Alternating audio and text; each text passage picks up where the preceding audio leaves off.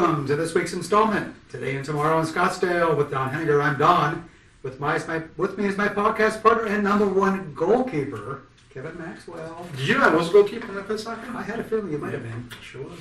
Well, you make a lot of saves for me, so that's why you're the chief goalkeeper right here, and it's going to be very appropriate today. So it's good to see you, That's by awesome the way. to see It's you, just, man. we haven't been around for a while. We missed a week. We did miss a week, and Wait. the week before that we had a little, we come to two almost back to Early, that's right, so we all missed like 10 It's days. been, yeah, it's been 10 days. I know, I was wondering why I was having the shakes. Yeah, and I had to put the studio location on the GPS to get here, because I kind of forgot You what it did. was. I was having withdrawals sometimes. Oh, yeah? Yeah, I was kind of wondering why it was. Now I know. We had a good time. Oh, we love doing this every week. It's one of our favorite points of the week. And one of the main reasons we love this is the guests that we have on here. And the guests we have on here are always awesome people. We bring people on who have positive impacts in our community. And we continue that today with our guest, Jose Velarde, who's the coach of the Coronado High School boys soccer team. It's one of the points of pride in our school district and in our community overall. And Jose, welcome. Glad you're with us today. Thank you. It's a pleasure to meet you guys. So before we get into all the good things that are happening in Coronado, tell us a little about you, your background, where you grew up, and the journey that brought you to Coronado, and why you're into soccer. Who is Jose? Well, I was born in Chicago, Illinois, and I moved to Mexico, and I came back in 1979. I went to Coronado 81 through 85, and I got to play in the very first varsity team we had. The year before me, they had a club. So it was very exciting for me when that opportunity came to start coaching back at Coronado, which is my alma mater, and I get a chance to help the boys. I'm excited to be there. I'm very excited to be there. Now, what teams did you play when you were playing, when you were an athlete? You play the same schools you play now? No, back in the day, yes, a lot of the same schools. However, back in the day, we got to play Tomorow, Scottsdale High. There was big rivalries between us, Arcadia. So nowadays we play them, but technically, most of them are in our conference and not our region. So those games are kind of like, I guess what you call a friendly, I guess. Okay. So they count, but they don't count towards our region.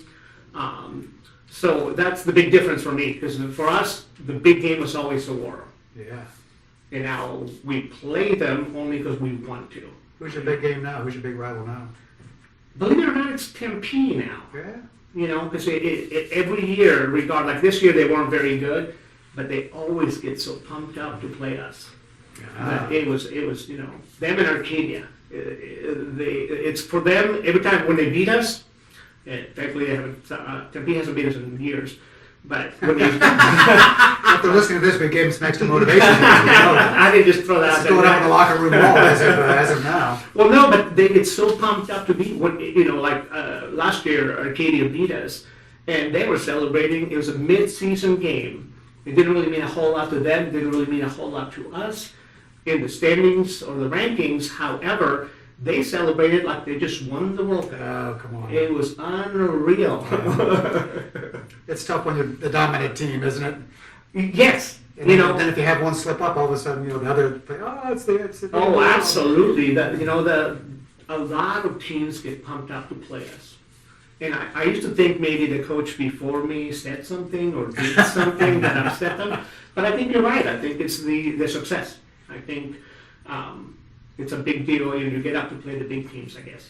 Well, talk a little bit about your success. You have a roster of winning tradition there. Tell us a little bit about what that looks like. Well, typically we're in top 10 in the state every year. In the last 10 years, I think we won state 3 times. We won the region, I think, 8 or 9 times, and we've been state runners-up 3 times.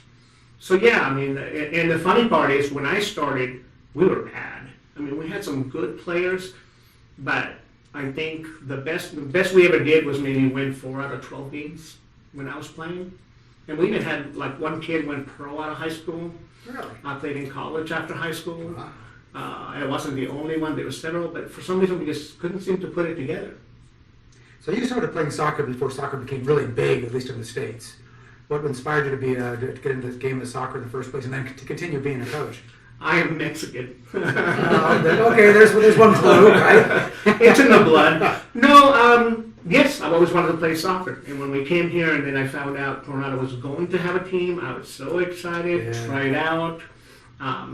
It was interesting because the team, the coach we had was an old gentleman that played in the 1941 Penn State's national champion team. Really? And he played a formation I had never even heard of. Five strikers, 3 midfielders, and 2 defenders. Okay. And that's the main reason I got That's an to- offensive heavy team. Oh, absolutely. And you know what? The funny part is none of the players complained because, like me, for instance, I was a freshman and I got to start in varsity because we needed 5 strikers. Had he played something more conventional, like a 4-4-2 with only 2 strikers, I was probably 3rd or 4th in the depth chart in that position. But I got to start, so we should have complained. We should have said, Coach, how about trying something a little different? But instead, we were like, woohoo, lots of goals. And we did. We scored a ton of goals. Unfortunately, we let in a ton more. Did you say that star went to Penn State? Is that what you said? Penn State? Yes, the coach. That's That's his alma alma mater. mater. I love hearing that. Really? Yeah, it That's is. awesome. Yeah. Yes. I love it. You know, back in the day, we didn't. Soccer wasn't high on the list. It was Penn State football all the way. Oh, absolutely. But it's cool to hear this. I was a big Joe guy fan. Oh, so was I. Yeah, grew up with him for sure. So you've got some obstacles at Coronado that not a lot of the schools have in terms of the makeup of your kids. A lot of kids are working to support their families. You know, and so you've got some obstacles that maybe some of your opponents really don't have. Talk a little bit about how you're able to gel as a team despite all the obstacles that you face that way. So one of the things we do when we have tryouts, we have 3 days of tryouts. One of the first things I start doing is talking to the boys about attendance, because that's huge, right? I mean, obviously, if you're not there, you can't train, you can't get conditioned, and you can't get start to gel, like you said.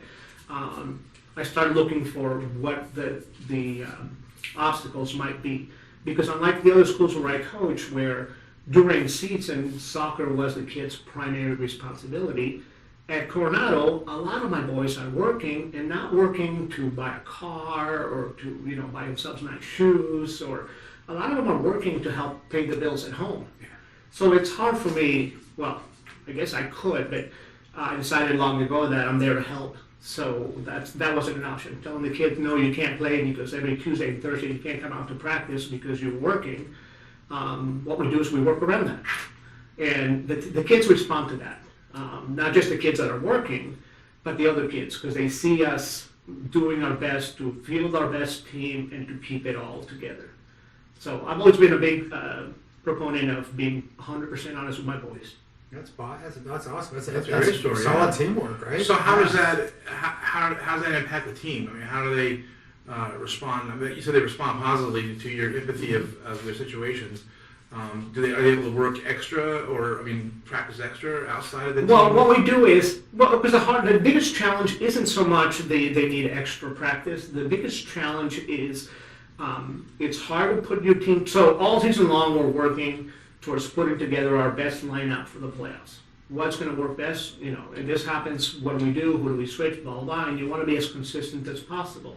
So obviously when the boys are there a couple of days a week, it makes it hard for me to have a practice where I have what my starting lineup would be, or when we do situational practices, it's hard for me to say, if we're down 2 goals, this is what we're going to do, because this is what we're going to do, but Don is not here, so we're going to put somebody else into that slot.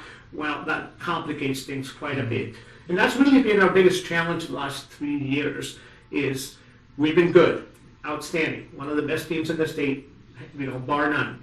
However, I don't have the same, everybody deals with this. Everybody deals with injuries, suspensions, grades, but we have a little bit more of that because it's harder for me when, one of my captains worked 2 days a week. Right. So he couldn't be out there with us. So then the lineup I had out there, because one of the hardest things to do in any sport, I think, but in soccer I can tell you specifically because that's what I've been coaching for 30 years, is game speed. You cannot gain speed in practice. Mm-hmm. But the closer you can come to that, the better off your team will be, because then you're really doing situational stuff, and it actually is like the game is going to be. So when I'm missing players, it makes it difficult. So we do a lot of juggling. Sometimes we push the practice a little later, sometimes we start it a little earlier, It all depends on what's happening at the time and what we need. You know, like once we know we're in the playoffs, okay, now we got to start. What's the starting lineup for the playoffs? What are we going to do in a situation where we're ahead? What are we going to do in a situation where we're behind? There's lessons there, Kevin, that go beyond the soccer field. Absolutely. Lessons that you can apply in business. Sure. Being flexible with your employees, trying to tailor, you got talent, you got a good team. Yeah. Maybe you have to do things a little differently to make the team work and gel together like that. I think there's lessons there for all sorts of other things outside the soccer field. Oh, absolutely. I'm big on life lessons. My job isn't to win games. And I've talked to my AD about this. He agrees 100%. He's got my back. My job isn't there to win games. My job is to be there to play soccer the right way and to be, to make my boys better men. Great, yeah, great. Okay? Great. And if I do all that, the wins come. And I think our record speaks for itself when it comes to that. Now you are talking like Joe Paterno. I love it. I mean, that's a value system. Absolutely. And the values that we have don't necessarily, again, it could be any aspect of life. Mm-hmm. It's just core values. Yes. That's important. Well, it's a very small percentage of my boys are going to go on to the next level, regardless of what that level might be, whether it be a junior college or, D1, or it could be, I don't know, anything. It could be semi-pro team. Okay, so that I don't, if they ask me to, yes, I'll work with them, try to get ready for that. And I'll talk to coaches, I'll talk to scouts, but that's not my primary responsibility. That's true. So go ahead. Please go, Kevin. I heard a story about, talking about challenges that are unique to Coronado in your program. I heard a story about where you didn't have resources to buy some sweatsuits or some warm-up gear. So when I started 3 seasons ago, we didn't have matching warm-ups for all the teams. So I shouldn't say for any of the teams. So I have a varsity and a junior varsity. My varsity mostly had warm-ups, but not all of them. Some of them had sweatshirts.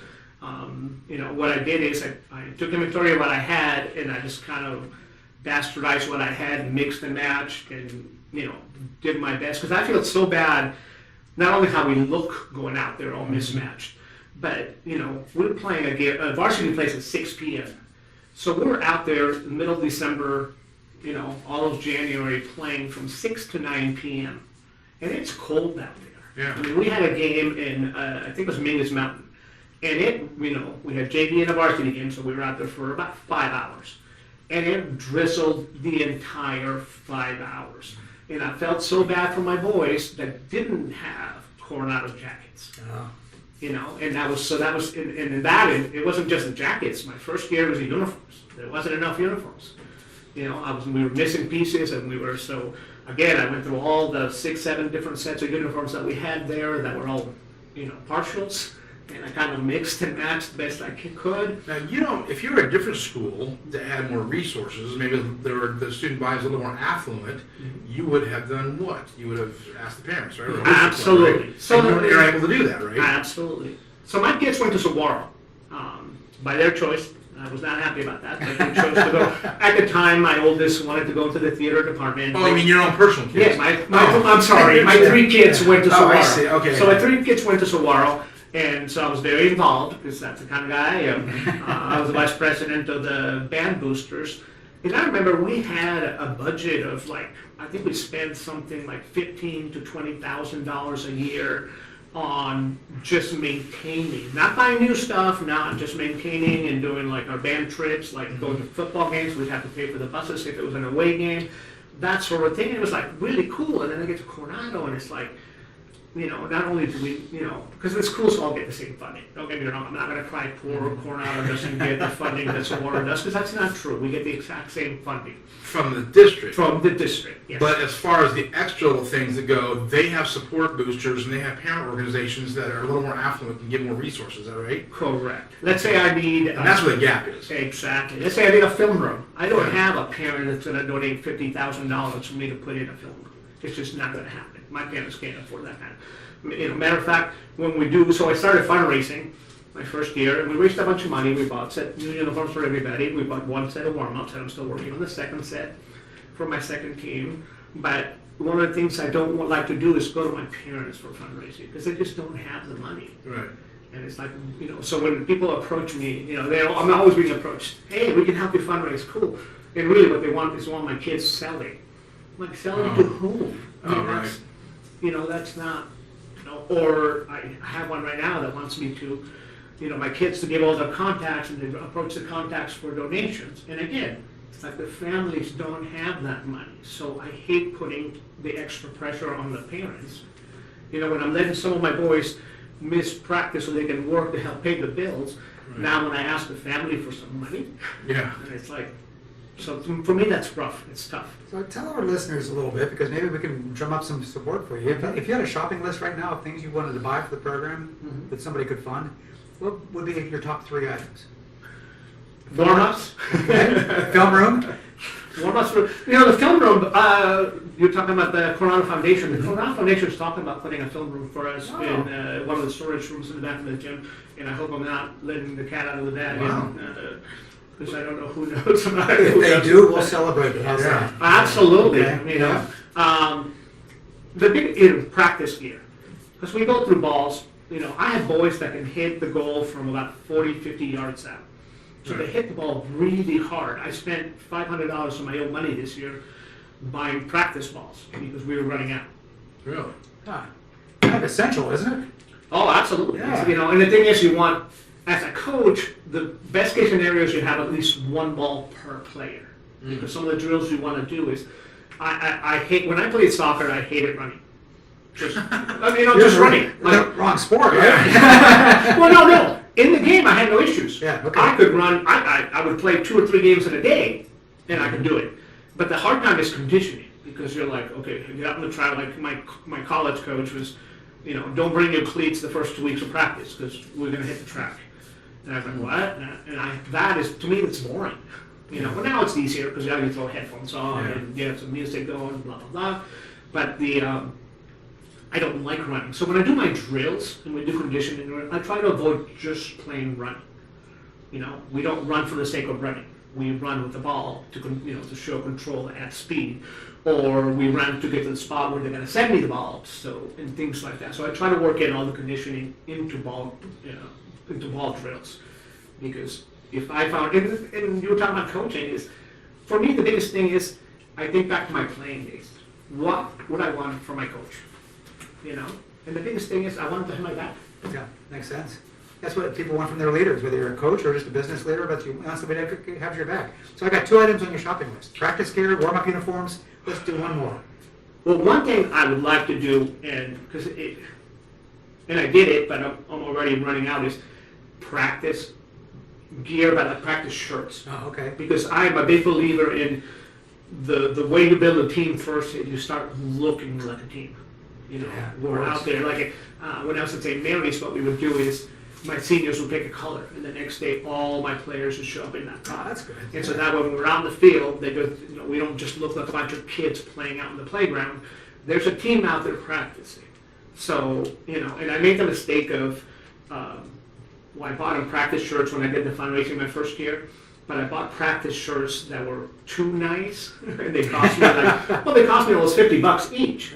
That's nice. How many Yeah. kids do you have on your team? 40, this year I had 45. Wow. 45. That's JVN. In varsity. Yeah. This year I had 25 in varsity, 20 in JV. In my varsity team I had 14 seniors. Oh, my And that was the goodness. biggest bummer about the way Wow. the season ended, was 14 of my seniors did not get to play in the That's right. playoffs.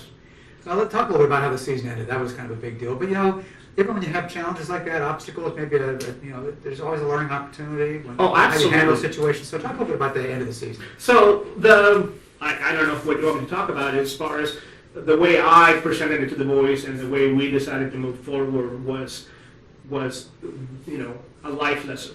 There are consequences to actions. We made choices, whether they're right or wrong is irrelevant. We did what we had to do, sure, but there have to be consequences. And that's life, isn't it? I mean, in life we choose what to do in all the, in any conflict, and then we deal with the fallout. So one of my favorite sayings is, it is what it is. So I have health problems, and my mother's always like fussing over me. I'm like, Mom, it is what it is. We deal with it and we move forward. You learn from it too, right? So, Absolutely. So we're talking about the state tournament when the fight broke up between a couple of Yes. players in your match with Cortez, and you had to suspend at that point. But you learn from that, right? Absolutely. Yeah. Matter of fact, one of my juniors, who will be one of my leaders for next year, came to me and he said, it was like the week that this was happening, he came to me and he said, Coach, it's okay, we got your back, we got next year. Right. Oh, great. You know, Love that, yeah. That's the attitude you want to have. I was hoping, but you know how it is. You never know how people are going to react Right, to something like this until you're there. yeah. So for the most part, I think my boys behave themselves, accounted themselves well. We face the consequences, and that's a huge life lesson. You accept it, you learn from it, you move on, and maybe it makes you tighter as a team. Absolutely. And it also taught us more about moving forward, how to prepare for this kind of thing. Because that's one of the things that's also hard to do is, how do you prepare for that? How do you prepare for something like that? And so we're going to be adding mindfulness seminars for my boys. Weekly mindfulness seminars. That's good, yeah. So that when something happens, like I said, I'm big on life lessons. And whenever somebody makes a mistake or does something, I always tell them, I'm going to ask you what you were thinking. And the only wrong answer is, I don't know. Right. Right? Kid takes a shot from 60 yards out, and I go, dude, what were you thinking? And he goes, Coach, I was feeling it. I thought I could hit it from there. Okay, cool. Been there. Right. Okay. That's better than I don't know, right? Yes. Like, don't just swing because you swing. Yeah, You know, right. what were you thinking? The same thing is true for this. You know, I sat down with my boys who took swings in that fight, and I asked them, what were you thinking? What did you think was going to happen? And that's, I want them to think, make their choice. It's their choice, absolutely. But with that choice come the consequences. And that's a huge life lesson. So in a way, maybe they did me a favor. They helped me teach my boys a lesson. It's a hard lesson to swallow. But most of the lessons worth learning are. Yeah, just a good point. Going back to what I know you mentioned that a lot of your athletes have to work. They have after school to help support their families. Do you think that makes them more mature athletes? Does it help make them better athletes, or I don't know if it makes them better athletes. I think it makes them better men. better men, better leaders, right? Point. Yes. Boy. Yeah, because they probably learn some team building skills while they're at work. They're working in an organization. They're working with other people that just have some teamwork if they're working, right? Yes, absolutely. More responsibilities, right? Yeah, that probably comes back on the field. And I do think they're more mature. I mean, that's, I didn't, I was one of those people that my parents said, hey, as long as you're in school, don't worry about it. You don't have to work. And I did.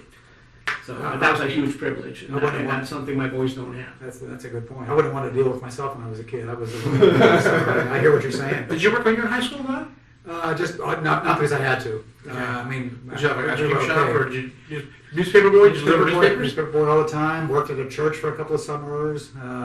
Sold knives for a while when there were Really? some door-to-door salespeople back in the day. I didn't do very That's well. scary. Yeah, it does. It's stuff you got to keep doing. But you want to put some money in your pocket, you got to go out and earn it. Absolutely. That's what it comes down to. And that's just it. Like, my boys aren't going to get a car from their parents. Right. So if they want a car, they're working. Like some of them, I was talking to them, I came back from my FMLA leave on Monday, and I was catching up with my boys, and a lot of them are working, 5-6 days a week now. Now that season's over, they're working 5-6 days a week, and a couple of them are telling me they want to get a car. Well, they're going to work hard for it and they'll get it. Absolutely. That's the way it works. But I think they'll appreciate it more. I think you're right. Yeah.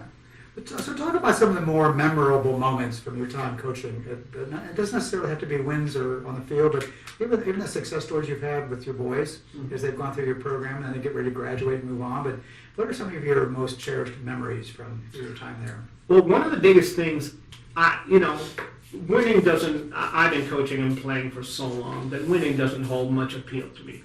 It's the pulling together to battle someone who's beaten us or who is good enough to beat us. Because my thinking has always been, there are certain teams we'll beat no matter what. There are certain teams that we should beat, and we might or might not.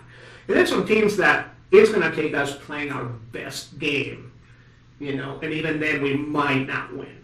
This year we got invited to one of my favorite things actually is, and that's actually one of my favorite things for the entire 30 years I've been coaching. We got invited to play in a tournament.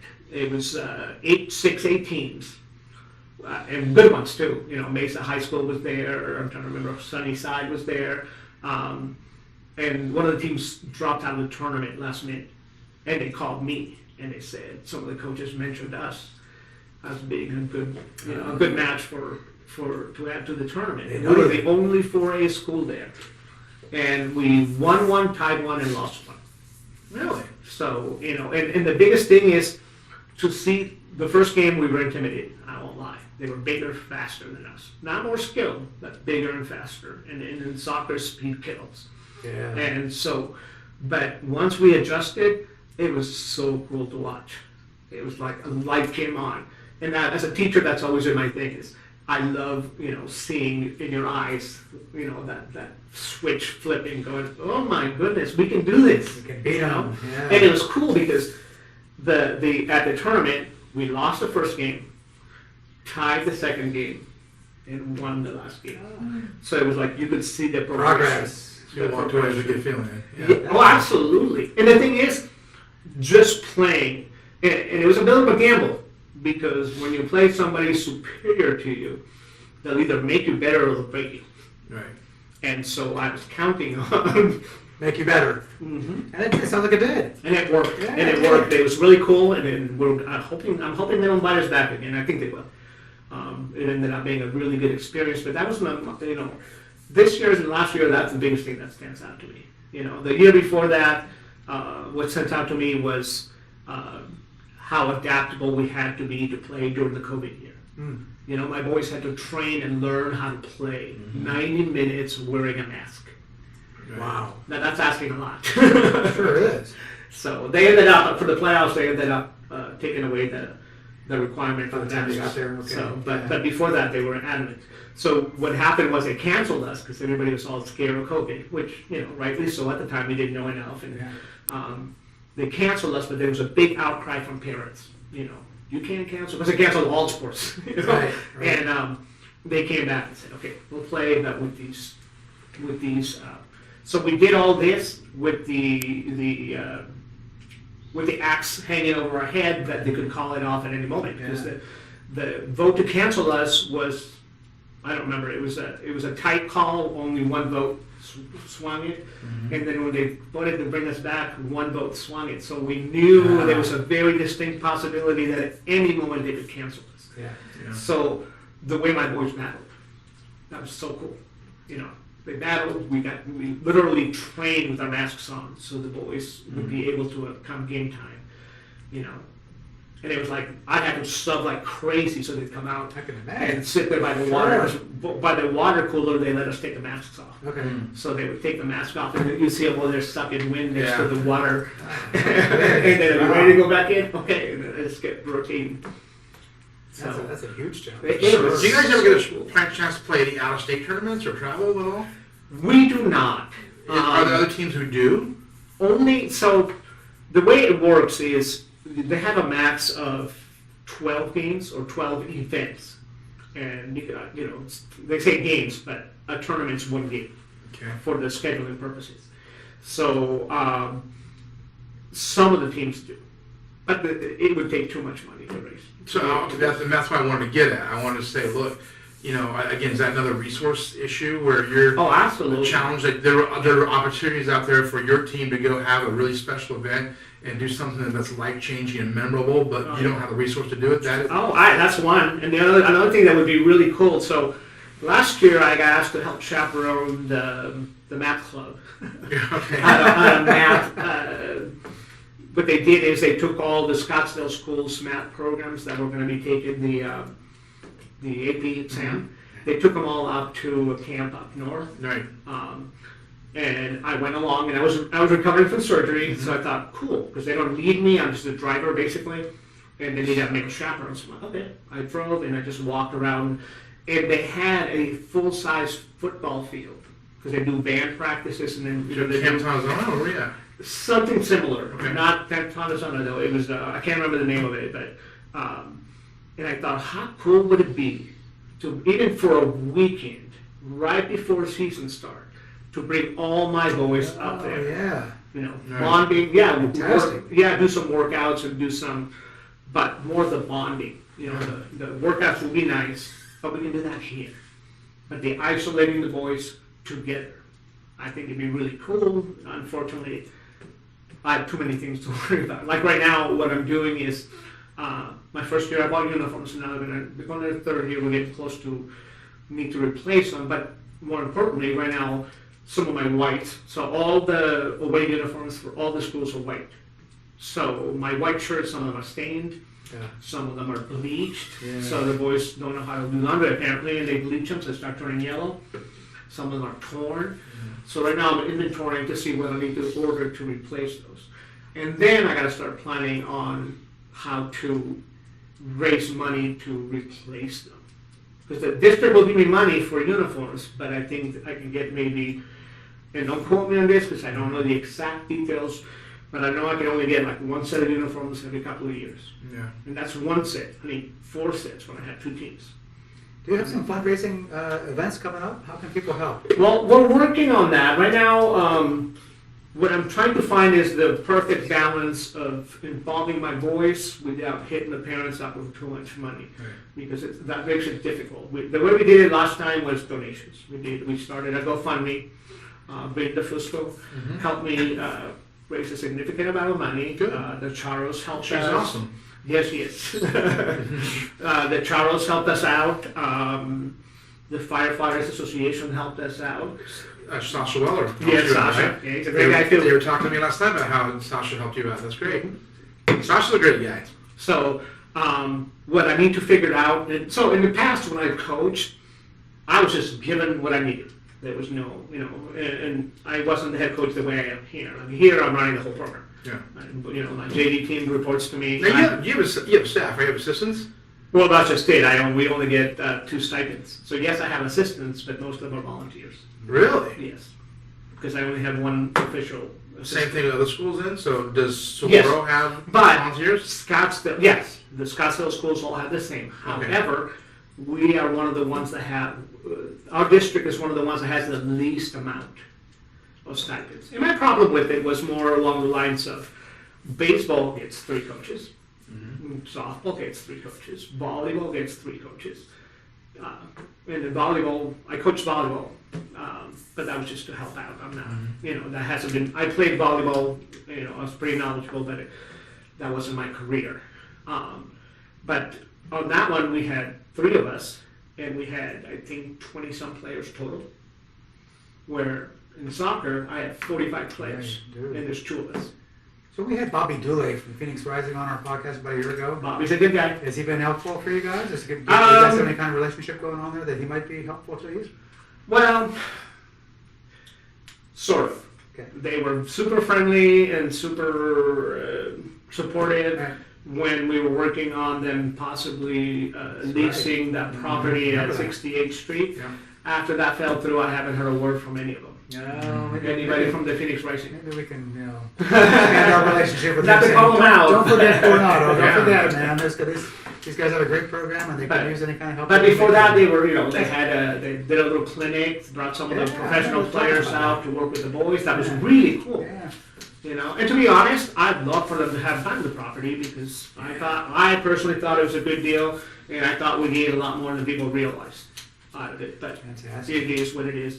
Jose, what a delight. Have you any more questions for Jose? No, I was thinking about Danya. We're kind of becoming a little soccer show. We've had Bobby Dule on Oh, before. right, that's We had right. Sachs on talking about the Brazilian We World Cup a did, few weeks that's ago. right, yeah. And now we have Coach on Yeah. here. We're like a little soccer show We've here. got a little niche going on right here. It's a great sport. Yeah. It is a great sport. Yeah, It's the it best. is. It's the best team sport in the world. Just drive around any kind of high school or elementary school during the weekend and see all the kids out there playing soccer, right? Yes. Yeah. See, you think in the World Cup we would do better. Yeah. We have more kids, more youth playing Tons. soccer than anybody else in the world. Yeah. But Absolutely. someday ask me about why. We'll bring it back. Ken, you had analytics for us today? I don't, Don. I'm just Okay. going to talk about some soccer, but That's all right, yeah. I just want to talk to Jose. So Well, we had some good time with Jose, and Jose, like I said, it's been a delight having you on today. Thank you so much for all that you do for your kids, all that you do for our community. It's awesome to have folks like you on our podcast that are shining stars in Scottsdale, and you're certainly one of them. So thank you so much. Well, thank you guys. I really appreciate this. And thanks to all of you for listening. We'll be back again next week, another edition Today and Tomorrow in Scottsdale. Great.